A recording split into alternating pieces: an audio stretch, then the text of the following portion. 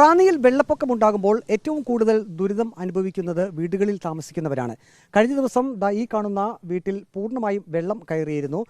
അതിനുശേഷം വെള്ളം ഇറങ്ങുന്ന ഒരു അവസ്ഥയിലേക്ക് കാര്യങ്ങളെത്തി. പക്ഷേ വീണ്ടും ഒരു ജാഗ്രതാ നിർദ്ദേശം ഇപ്പോൾ വന്നിട്ടുണ്ട്. ഏത് നിമിഷവും വെള്ളം കയറാമെന്നുള്ളത്. ഈ വീടിൻ്റെ തൊട്ട് സമീപത്ത് വരെ വെള്ളം കയറി തുടങ്ങിയിട്ടുണ്ട്. ഇപ്പോൾ ഈ വീട്ട് സാധന സാമഗ്രികളെല്ലാം ഇപ്പോൾ ഇവർ ഇവിടെ നിന്ന് മാറ്റുന്ന ഒരു കാഴ്ചയാണ്. അത് ഏറ്റവും സങ്കടകരമായിട്ടുള്ള കാര്യമാണ്. കാരണം ഏത് നിമിഷവും വെള്ളം ഉയരാം എന്ന് പ്രതീക്ഷിച്ചുകൊണ്ട് തങ്ങളുടെ വീട്ടിലെ എല്ലാ സാധന സാമഗ്രികളും ഇവിടെ നിന്ന് മാറ്റുന്ന ഒരു കാഴ്ച. ഇങ്ങനെയാണ് റാന്നിയിലുള്ള 100 കണക്കിന് വീട്ടുകാരുടെ ഒരു അവസ്ഥ എന്നുള്ളത്.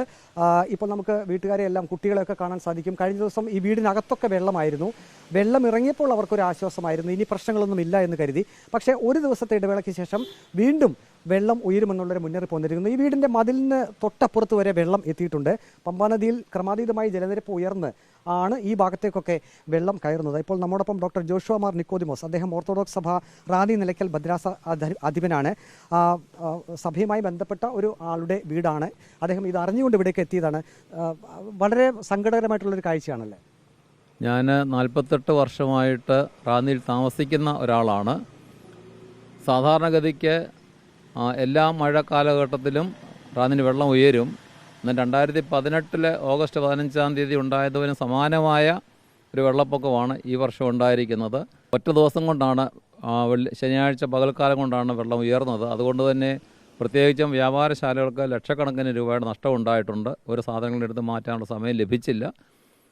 ഇനി അതിനെല്ലാം ദുരിതാശ്വാസ പ്രവർത്തനം ഉണ്ടാകണം. ഗവൺമെൻറ്റിൻ്റെ ഭാഗത്തു നിന്നും സാധിക്കുന്നത്രയും സഹായം ലഭിക്കുകയും ചെയ്യണം. എങ്കിൽ മാത്രമേ ദുരിതബാധിതരായിട്ടുള്ള ആളുകൾക്ക് നിലനിൽക്കാനും അവർ ജീവിതം മുന്നോട്ട് നയിക്കാനും സാധിക്കുകയുള്ളൂ എന്നാണ് പറയാനുള്ളത്. പെട്ടെന്ന് ഓടി വന്ന് ഈ വ്യാപാരശാല തുറക്കാനും അതിലെത്തിച്ചേരാൻ ഒക്കത്തില്ല. ഉടമസ്ഥർ താമസിക്കുന്ന ദൂരസ്ഥലങ്ങളാണല്ലോ. അവർ ഭവനങ്ങളിൽ നിന്നും പട്ടണത്തിൽ എത്തിച്ചേരാനുള്ള സമയം പോലും ലഭിച്ചില്ല.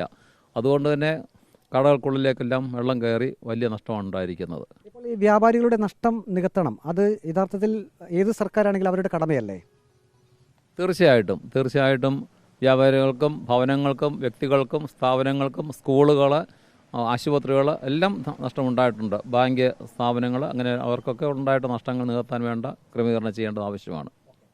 വ്യാപാര സ്ഥാപനങ്ങൾക്ക് വലിയ നഷ്ടം റാന്നിയിലുണ്ടായിരുന്നു. ആ നഷ്ടം നികത്താനുള്ള നടപടി സർക്കാർ സ്വീകരിക്കണമെന്ന് പറയുന്നു. ഇതുപോലുള്ള വീടുകളിൽ നിന്നും ധാരാളം ആളുകളാണ് ഇപ്പോൾ മാറി താമസിക്കാൻ പോകുന്നത്. കാരണം ഇനി ഏത് നിമിഷവും ഈ ഭാഗങ്ങളിൽ വെള്ളം കയറാനുള്ള ഒരു സാഹചര്യമാണുള്ളത്. വെള്ളം ഇപ്പോൾ തന്നെ കയറി തുടങ്ങി. വീഡിയോ ജേർണലിസ്റ്റ് അജി കുടുംബനൊപ്പം reporter Praveen Purushothaman, in reporter, Pathanamthitta.